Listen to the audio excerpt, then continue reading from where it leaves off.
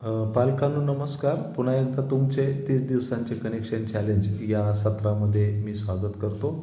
यशस्वी पालकत्वाच्या पेजवर जे 30 दिवसांचं इमोशनल कनेक्शन चॅलेंज जे आपण 30 दिवसांसाठी ठरवलं आहे, त्याच्यामध्ये आपण आज नवीन एक विषय पाहणार आहोत.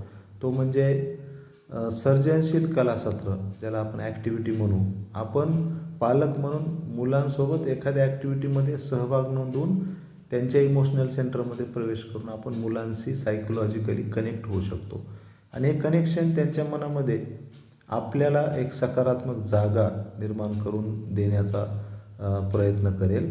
त्याच्यामध्ये आपण काय करू शकतो की एखादी कुठली ॲक्टिव्हिटी, जसं की आपण पेंटिंग घेऊया. पेंटिंगमध्ये त्यांना स्वतःला मुलांना चित्र निवडू द्यायचं आणि त्याच्यामध्ये आपण सक्रिय सहभाग नोंदवून त्या चित्राविषयी त्याला थोडीशी मदत करायची, आपली इन्व्हॉल्वमेंट वाढवायची. आणि ही इन्व्हॉल्वमेंट अनकंडिशनल असली पाहिजे, म्हणजे ज्याच्या आधारे मुलाला एक मनस्वी आनंद मिळाला पाहिजे की माझ्या ॲक्टिव्हिटीमध्ये माझे पालक सक्रिय सहभाग नोंदवतात आणि त्याचा त्याला एक वेगळा आनंद येतो.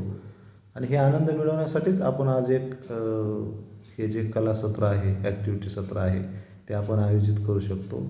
आज करा किंवा उद्या करू शकता, त्यात काही नाही. पण कधी पण तुम्हाला जेव्हा वेळ, कारण ही एक ॲक्टिव्हिटी आहे ज्याच्या आधारे आपण मुलांसोबत इमोशनली कनेक्ट होऊ शकतो. आणि त्याच्यात मुलांनी चित्र निवडल्यानंतर चित्र परफेक्ट येईल याच्यावर आपण लक्ष न देता त्या चित्र काढण्यामध्ये मुलाला परिपूर्णता आणण्याची गरज नाही. त्याच्यामध्ये फक्त आपली इन्व्हॉल्वमेंट पाहिजे. कारण हे चित्र चांगलं काढणे हा या ॲक्टिव्हिटीचा उद्देश नाही आहे. तर आपला उद्देश आहे त्या चित्राच्या माध्यमातून त्याच्यासोबत भावनिक नातं तयार करणं, भावनिक नातं जोडणं. तर तुम्ही ही ॲक्टिव्हिटी कराल जेव्हा तुम्हाला वेळ मिळेल, किंवा एखादी ॲक्टिव्हिटी त्याने स्वतः आणली असेल तर आपण जाणीवपूर्वक त्या ॲक्टिव्हिटीमध्ये इन्व्हॉल्वमेंट करायची आणि ती ॲक्टिव्हिटी करण्यास त्याला मदत करायची. ज्या वेळेला पालक विद्यार्थ्यांच्या शिक्षणामध्ये सक्रिय सहभाग नोंदवतात, त्यावेळेला विद्यार्थी त्या शिक्षणाकडे सकारात्मक दृष्टिकोनातून पाहतात आणि त्यांना ते शिक्षण आनंददायी ठरू शकतं. धन्यवाद.